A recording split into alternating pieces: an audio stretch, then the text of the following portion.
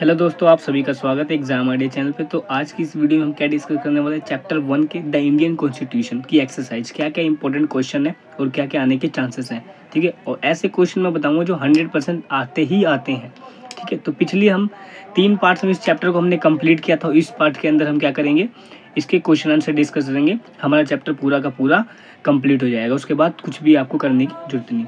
तो सबसे पहले हमारा क्वेश्चन नंबर 1 क्या है, फर्स्ट क्वेश्चन है हमारा, why does a democratic country need constitution. किसी देश को, किसी एक लोकतांत्रिक देश को एक कॉन्स्टिट्यूशन की नीड होती क्यों है, ठीक है। तो चलिए पढ़ते हैं। सबसे पहले क्या नीड होता है, the constitution lays down that guarantee against the misuse of the power. कि कोई भी एक लीडर है ना, कोई भी एक नेता है जिसको हम चुन के वोट देते हैं, वो अपनी पावर का मिसयूज ना कर सके। पहला पॉइंट ये हो गया। दूसरा पॉइंट, कि कॉन्स्टिट्यूशन ना एक कंट्री को गारंटी देता है कि जो जितने भी हमारे देश के अंदर सिटीजन है ना, उनके सभी राइट्स को प्रोटेक्ट किया जाएगा, किसी के राइट को वॉयलेट ना किया जाए, ठीक है। तीसरा पॉइंट क्या है, there are also some fundamental rights duties constitution provide to its citizen. क्या है, कुछ कॉन्स्टिट्यूशन ड्यूटीज भी होती है जो सिटीजन को फॉलो करनी होती है। कि गवर्नमेंट तो कर रही है अपना काम, लेकिन अब आप ये थोड़ी है कि किसी की प्रॉपर्टी को या गवर्नमेंट प्रॉपर्टी को डैमेज करेंगे, ठीक है। तो वो भी आपकी भी ड्यूटी होती है। उसके अंदर कॉन्स्टिट्यूशन प्रोवाइड करता है कि आप अपना फंडामेंटल ड्यूटीज को वॉयलेट ना होने दें, ठीक है। ये तीसरा था। फिर क्या बोला, it also ensure the dominant group does not use the power against the other powerful group, ठीक है। कि अगर कोई पावरफुल ग्रुप है, यानी कि जिन लोगों की ज़्यादा संख्या है, यानी मेजोरिटी है, और जो वो माइनॉरिटी के ऊपर अपने पावर नहीं जमा सकते, ठीक है, उनके ऊपर अपना हक नहीं जमा सकते, ठीक है। उनको भी रहने का पूरा अधिकार है वहाँ पे, ठीक है। तो एक पावरफुल बंदा, एक मतलब जो होता है ना पावरफुल ग्रुप हो गया, ठीक है, किसी भी रिलीजन के तौर पे, तो वो एक छोटे ग्रुप को हानि नहीं पहुँचाता, वॉयलेट नहीं कर सकता, ठीक है। ये क्या थे, 4 पॉइंट थे। 5वां पॉइंट क्या कहता है, 5th पॉइंट कहता है, it also necessity to maintain the check balance between the different organ of the government, है ना। कि जो मैंने अलग अलग गवर्नमेंट बताए थे आपको, 3 बताए थे ना सेपरेशन ऑफ पावर के अंदर, लेजिस्लेचर, जुडिशरी, एग्जीक्यूटिव। तो इन तीनों के बीच में बैलेंस बना रहा है, सबकी पावर अलग अलग होती है, ठीक है। अगर दो मेकिंग लॉ बनाना, उसको इम्प्लीमेंट करवाना, फिर जैसे IAS IPS को एग्जाम्पल दिया था मैंने आपको, और फिर उसके बाद जो उस रूल को फॉलो नहीं करता तो कोर्ट के अंदर जाना उस चीज़ को, है ना। जो तीनों ऑर्गन से डिफरेंट उनके बीच में बैलेंस बना रहा है। तो इसलिए देश को कॉन्स्टिट्यूशन की नीड होती है, ठीक है। ये अगर 4 से 5 पॉइंट एग्जाम में लिख देते हो ना, तो पूरे के पूरे मार्क्स मिलेंगे आपको, मैं गारंटी देता हूँ, पूरे के पूरे मार्क्स मिलने हैं, ठीक है। चलिए नेक्स्ट क्वेश्चन डिस्कस करते हैं हम।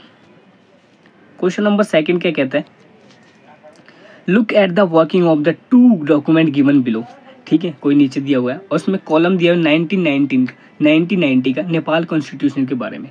The second column is form of the more recent interim constitution of Nepal, ठीक है। चलिए आइए देखते हैं इनके अंदर क्या बताना है, हमें डिफरेंस बताना है इस चीज़ के अंदर कि क्या क्या अभी तक का डिफरेंस रहा, ठीक है। नेपाल जो हमारा 1990 के पास नेपाल था जो, ठीक है, पार्ट 7 के अंदर जो एग्जीक्यूटिव थी, और 2007 में जो पार्ट 5 एग्जीक्यूटिव है, उन दोनों के बीच में। और वहाँ पे क्या था, आर्टिकल 35 था, और यहाँ पे क्या था, आर्टिकल 37।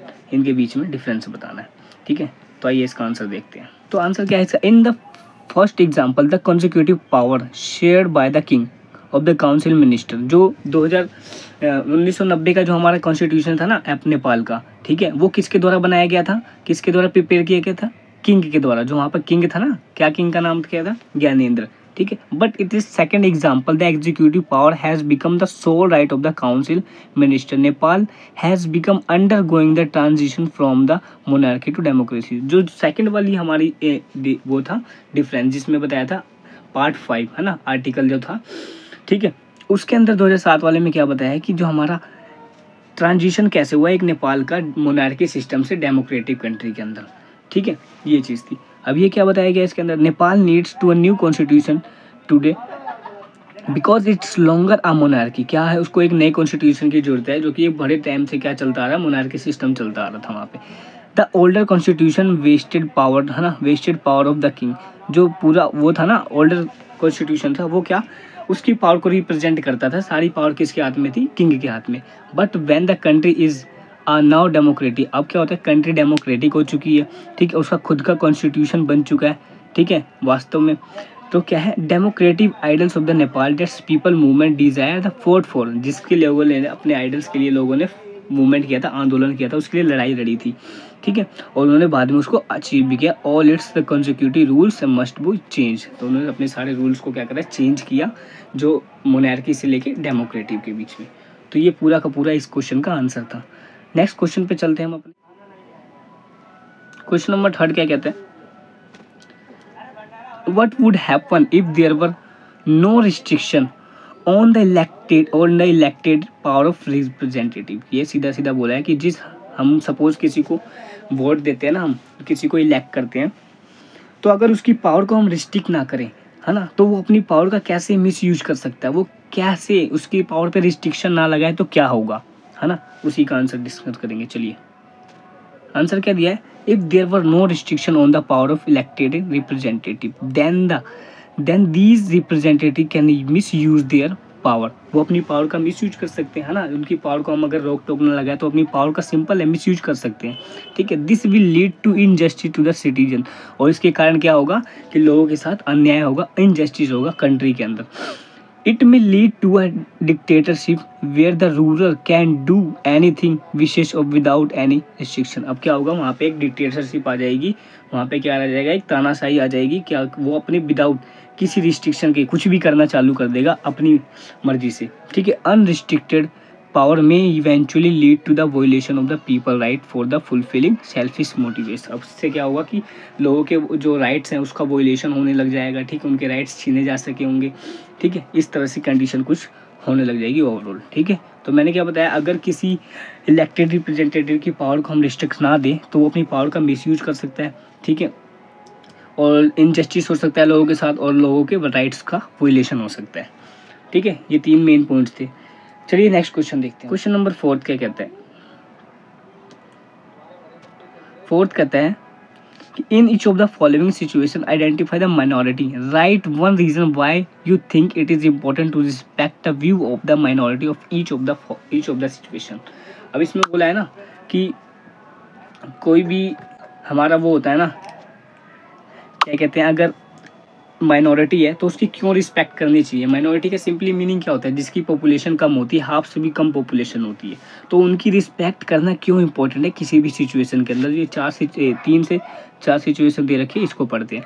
पहली सिचुएशन क्या बोली, इन अ स्कूल 30 टीचर, है ना, क्या है 30 टीचर हैं, जिसमें से 20 क्या है, मेल है, तो यानी कि ऑब्वियस सी बात है 10 क्या होंगी, फीमेल होगी, है ना। तो इसका मतलब ये थोड़ी है मेजोरिटी किसकी हुई यहाँ पे, मेल्स की, क्योंकि 20 है उनकी पॉपुलेशन ज़्यादा है, और यहाँ पे 10 क्या है, फीमेल। तो इसका मतलब ये नहीं है ना कि वो डिसरिस्पेक्ट करेंगे फीमेल्स की, है ना, उनको भी वहाँ पे क्या करनी है, उनको भी वहाँ पे रिस्पेक्ट करनी है जो वहाँ पे फीमेल्स हैं, ठीक है, समझ आया ना, ये इसका आंसर होगा। सेकंड क्या कहते हैं, B, in a city 5% of the population is a Buddhism, है ना। अब एक सिटी में क्या है, 5% बुद्धिज्म है, यानी कि 90% पर जो अदर पॉपुलेशन होंगे, तो जो अदर पॉपुलेशन है 90% उनका भी है, उनका भी वो बनता है ना कि जो 5% बुद्धिज्म है, ठीक है, उनकी रिस्पेक्ट करनी चाहिए, ठीक है। In a factory mess of the all employees 80% are the vegetarian, है ना। अब क्या है, इसमें क्या है, 80% वेजिटेरियन है, यानी कि 20% हमारे नॉन वेजिटेरियन होंगे। अब वो भाई कुछ भी करना चाहते हैं, वो खाना चाहते हैं, तो उनका हक है अपना, ठीक है, वो यूज कर सकते हैं उस प्रोडक्ट को। अब ये थोड़ी है कि जो 80% वेजिटेरियन वो उनको मना करेंगे, उन पर रिस्ट्रिक्शन लगाएंगे, ऐसा कुछ नहीं हो सकता, ठीक है। ये इसका आंसर था। डी में क्या बोला, इन अ क्लास ऑफ 50 स्टूडेंट, एक क्लास में कितने 50 हैं, जिसमें से 40 belongs more well of family, क्या है, जो 40 लोग हैं वो ठीक ठाक घर से आते हैं, अमीर घर से आते हैं। तो इसका मतलब ये थोड़ी है कि वो जो 10 बचे हैं गरीब घर वाले लोग, या फिर उन पे, है ना, मिडिल क्लास वाले लोग पे वो अपना हक जमाएंगे, या फिर कुछ भी उनके साथ गलत बिहेव करेंगे कि तुम नहीं हो, ऐसा नहीं करना है, ठीक है। तो सिंपली इनका आंसर क्या है कि इन सिचुएशन में क्या होता है कि एक दूसरे की रिस्पेक्ट करनी है, क्योंकि हमारे फंडामेंटल राइट्स में दे रखा है कि राइट टू इक्वालिटी है, राइट टू फ्रीडम है, सब किसी को बराबर अधिकार है, चाहे वो गरीब है, अमीर है, माइनॉरिटी है, मेजोरिटी है, उससे हमें कोई फ़र्क नहीं पड़ता, ठीक है। तो इसी के आंसर दिए गए नीचे, आप यहाँ पढ़ सकते हैं। फर्स्ट के आंसर दिया हुआ, सेकेंड और यहाँ पे थर्ड, सी वगैरह के आंसर दे रखे हैं, ठीक है। चलिए क्वेश्चन नंबर 5 देखते हैं हम अपना, ठीक है। 5 क्या कहते हैं, सबसे पहले क्वेश्चन देख लेते हैं हम। क्वेश्चन क्या कहते हैं, the column of each left list some of the key feature of the Indian constitution, in other column write two sentence in your own words why you think this feature is important. क्या इन सभी के बारे में अपने अपने ख्याल लिखने की तुम क्या सोचते हो, फेडरलिज्म क्या है, ठीक है, सेपरेशन ऑफ पावर क्या है, फंडामेंटल राइट्स क्या है और parliamentary form of the government क्या है। इन सब के बारे में आपको मैं पढ़ा चुका हूँ, अपने शब्द से लिख सकते हैं और ये क्यों जरूरी है उसके बारे में भी बताना है। चलिए एक बार इनके आंसर भी देख लेते हैं हम। तो सबसे पहले तो हम आंसर देख लेंगे किसका, फेडरलिज्म का। फेडरलिज्म क्या कहते हैं कि federalism one of the most important feature of our constitution is own country, है ना, vast number of the community है, it is system of the government which do not involve the only person sitting in the capital take decision for the whole country, है ना। कि हमारा federalism क्या कहता है कि हर एक किसी एक इंसान के हाथ में पूरी डिसीजन लेने की पावर नहीं है, ठीक है। यहाँ पे अलग अलग बनाया गया, स्ट्रक्चर बनाया गया कि कौन सी गवर्नमेंट क्या काम करेगी, ठीक है। इसका सिंपली मीनिंग ये था। और ये क्यों इम्पोर्टेंट है, क्योंकि अब एक गवर्नमेंट के हाथ में पूरी पावर दे देंगे ना, तो फिर वो अपनी पावर का मिसयूज भी कर सकती है और ऐसा हो सकता है कि वो करेक्ट डिसीजन नहीं ला ले, क्या करेक्ट डिसीजन ना ले, वो डिसीजन का मिसयूज कर सकती है, ठीक है। इससे कंट्री पे हमारा इफेक्ट पड़ेगा। तो ये इंपॉर्टेंट क्यों हुआ, क्योंकि एक सही डिसीजन लिया जा सके और देश को चलाने के लिए आसान हो, ठीक है। इसलिए सेंट्रल गवर्नमेंट, स्टेट गवर्नमेंट और लोकल गवर्नमेंट बनाई जाती है, ठीक है। अगला देखते हैं, अगला क्या है, separation of power. Separation of power में क्या कहता है कि the constitution of our country has given different power to the different branches of the state, ठीक है। No branch can misuse their power. This क्या बोला, this separation of power helps balancing the power among the different organ. Different organ बताए थे मैंने आपको 3, दोबारा बता देता हूँ, ठीक है। क्या, लेजिस्लेचर, एग्जीक्यूटिव, जुडिशरी, इन दोनों के बीच में क्या हो, बैलेंस बना रहा है, ठीक है। और सब अपनी पावर का करेक्ट यूज कर सके, ठीक है। किसी एक के हाथ में पूरी की पूरी पावर ना हो, सेम वही चीज़। अगला क्या बोला, फंडामेंटल राइट्स। फंडामेंटल राइट्स बता दिए कि क्या है, कि स्पेशल हमारे राइट्स हैं, जिसमें क्या होता है कि कॉन्स्टिट्यूशन ने दे रखे हैं सिटीजन को, सिटीजन के राइट प्रोटेक्ट को, वो आसानी से अपने जीवन को जी सके, अपनी लाइफ को क्या करें, एक्सपेंड अच्छे से कर सके, ठीक है, बैलेंस कर सके, पूरी की पूरी लिबर्टी एंड सोशल कंट्रोल उनके पास। पार्लियामेंट्री फॉर्म द गवर्नमेंट क्या है कि जो भी हमारा इलेक्टेड रिप्रेजेंटेटिव है उसके क्या होनी चाहिए, वोट होना चाहिए। क्या है कि हमारे जो भी पार्लियामेंट के अंदर बैठा है ना, तो वो क्या है, एक चुन के जाना चाहिए, कि वोट ऑफ कंटेंस होना चाहिए सबका, इलेक्शन के थ्रू वहाँ पे जाना चाहिए। वो ऐसे नहीं है किसी को भी उठा के पार्लियामेंट में बिठा दिया। तो इसका आंसर ये कंप्लीट होगा, पढ़ लेना आप। अगला क्वेश्चन क्या है, ठीक है, यहाँ पे कुछ क्वेश्चन बताने हैं, नीचे दिखाऊंगा। The colour of following countries map क्या है, जो हमारा मैप दिया है ना नीचे गिवन है, उसके अंदर रेड कौन सा कलर, रेड से कौन सा देश दिखाया गया, Nepal green, Bangladesh in yellow, ठीक है, ये बताना है, ठीक है। कलर फिल करना है जो भी है, देखते हैं यहाँ पे इसके अंदर क्या करना है, कलर फिल करना है, जो कलर ऊपर बताया गया था कौन से देश में कौन सा कलर फिल करना है। यहाँ पे देख सकते हैं आप, दे रखा है इसका आंसर भी, ठीक है। जो इंडिया हमारा रेड कलर से दे रखा है, और नेपाल है हमारा, पता है नेपाल, ये नेपाल है, और ये बांग्लादेश है, और ये पूरा का पूरा हमारा इंडिया है, ठीक है। इनके कलर दे रखे हैं, ये इसका करेक्ट आंसर था। आगे देखते हैं क्या बोला है, यहाँ पे क्या है, इन कंटेक्स्ट, ये कौन से क्वेश्चन है, ये क्वेश्चन है इन टैक्स, ये क्वेश्चन कौन से, इन टैक्स क्वेश्चन है, जो पेज नंबर आपको 6 पे मिलेंगे अपनी एनसीईआरटी बुक के अंदर, ठीक है। तो क्वेश्चन क्या बोला है, discuss with your teacher what you understand by the term consecutive, है ना, provide one example consecutive rule of the from the your everyday life, कि कॉन्जिक्यूटिव का मतलब क्या होता है, ठीक है। और एक रियल लाइफ एग्जांपल बताना है कि क्या एग्जांपल हो सकता है, ठीक है। तो यही बताया है कि कॉन्जिक्यूटिव का मतलब क्या होता है, कि कोई भी चीज़ जो एक सही ऑर्गेनाइज में होनी चाहिए, क्या एक सही क्रम में होना चाहिए, जो रूल है वो रूल होना चाहिए। consecutive term which means having power to establish, give और organize existence something, जो चीज़ एग्जिस्ट होनी चाहिए वहाँ पे परफेक्ट वे में जो चीज़ होनी चाहिए, उसका मतलब होता है consecutive, ठीक है। जैसे रूल बताया था मैंने कि जो हमारा फुटबॉल का रूल है, जो हमारा फुटबॉल का रूल है वो यहाँ पे एग्जांपल दे रखा होगा। If look the game of the football the man game we can't touch the ball without, और है ना हैंड, क्या होता है जो फुटबॉल के अंदर गोल कीपर होता है ना, उसके अलावा किसी और का हैंड टच हो जाता है ना, तो क्या this consecutive rule of the game football, है ना, तो वो चीज़ नहीं होनी चाहिए। तो ये क्या होगा, this is the consecutive rule of the football, कि ये एक रूल होगा कि उसके अलावा किसी और का हाथ टच नहीं होना चाहिए, ठीक है। चलिए नेक्स्ट क्वेश्चन है, बहुत इंपॉर्टेंट क्वेश्चन है। Why do Nepal people of want a new constitution, कि जो नेपाल के लोग हैं ना वो न्यू कॉन्स्टिट्यूशन क्यों चाहते थे उस टाइम पे, क्यों अपना नया कॉन्स्टिट्यूशन। सिंपली सी बात है, मैंने पहले बताया था, जो पहले का जो हमारा कॉन्स्टिट्यूशन था नेपाल का, वो क्या रूल किंग के द्वारा बनाया गया था, और उसमें क्या होते हमारे नेपाल के लोगों के आइडल्स फॉलो नहीं हो पा रहे थे, तो इसलिए बनाया गया। चलिए पढ़ते हैं, ठीक है।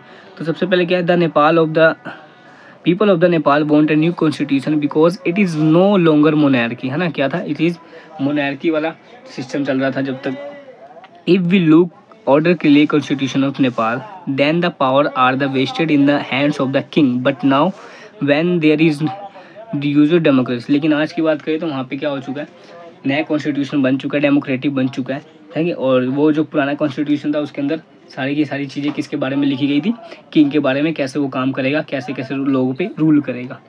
इन the country the new constitution is needed to reflect democratic ideals of the Nepal. अब ये न्यू कॉन्स्टिट्यूशन इसलिए चाहते हैं कि हमारी चीज़ों जो डेमोक्रेटिक कंट्री के हिसाब से जो आइडल्स ऑफ नेपाल हैं, यानी कि नेपाल के लोगों के आदर्शों को फॉलो किया जाए, जो उनकी डिमांड है उसके अकॉर्डिंग। समझ आया कि नेपाल के लोग क्यों नया कॉन्स्टिट्यूशन बनाना चाहते हैं, ठीक है। चलिए, ठीक है, ये कुछ एक इम्पोर्टेंट क्वेश्चन है।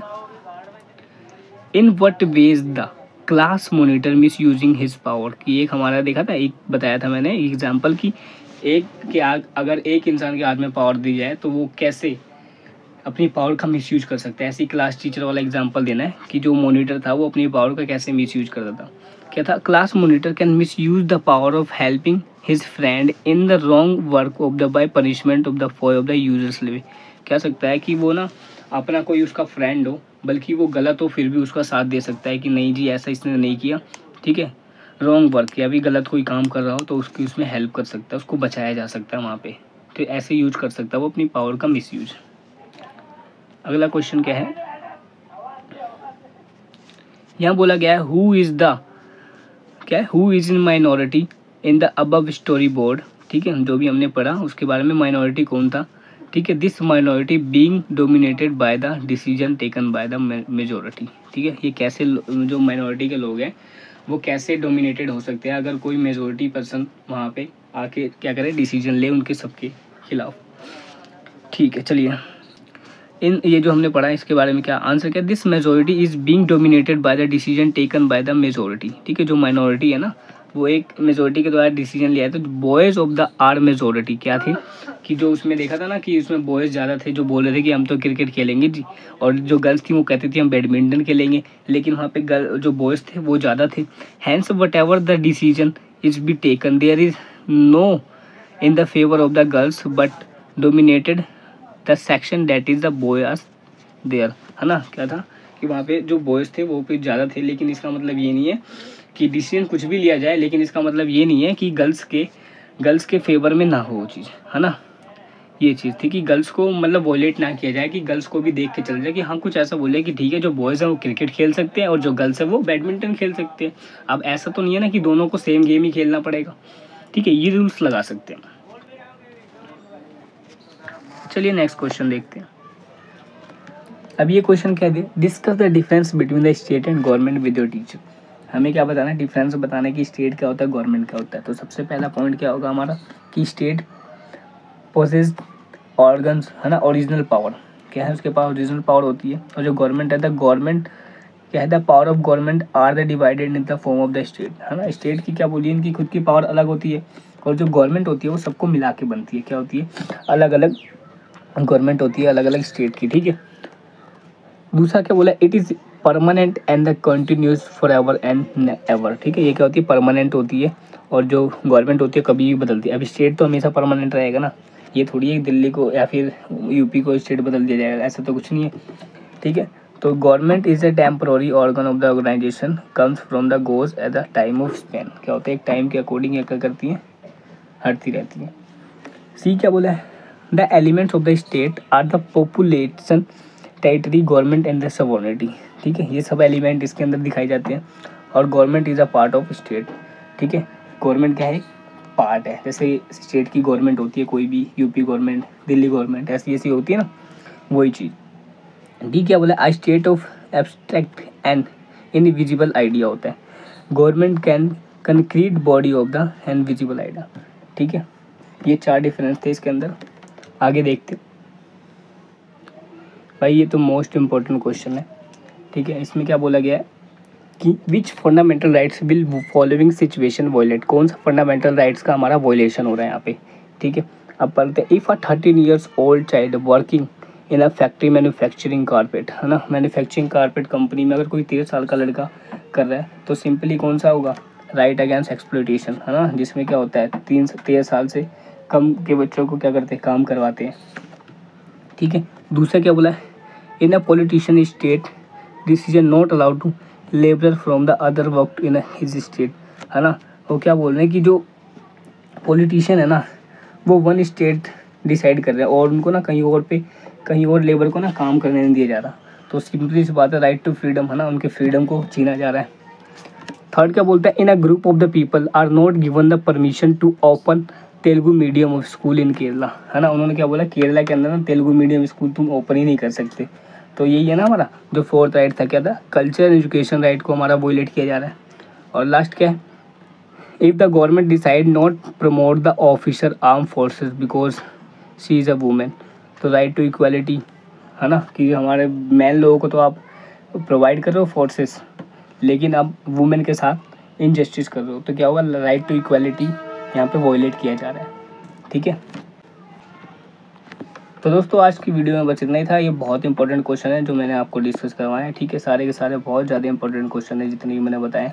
आप इनको पढ़ने के बाद क्या कर सकते हैं, रिवाइज कर सकते हैं और सेम क्वेश्चन ये डिट्टो आ जाते हैं एग्जाम के अंदर। ठीक है, तो यहाँ से आप पढ़ सकते हैं सारे के सारे इंपॉर्टेंट क्वेश्चन। और आज की वीडियो हम इतना ही रखेंगे। नेक्स्ट पार्ट हमारा कोई अगला चैप्टर होगा, कमेंट करके बताना कौन सा चैप्टर आपको करना है। ठीक है, सिलेबस के अकॉर्डिंग। तो ठीक है, thank you so much video देखने के लिए। मिलते हैं नेक्स्ट वीडियो में।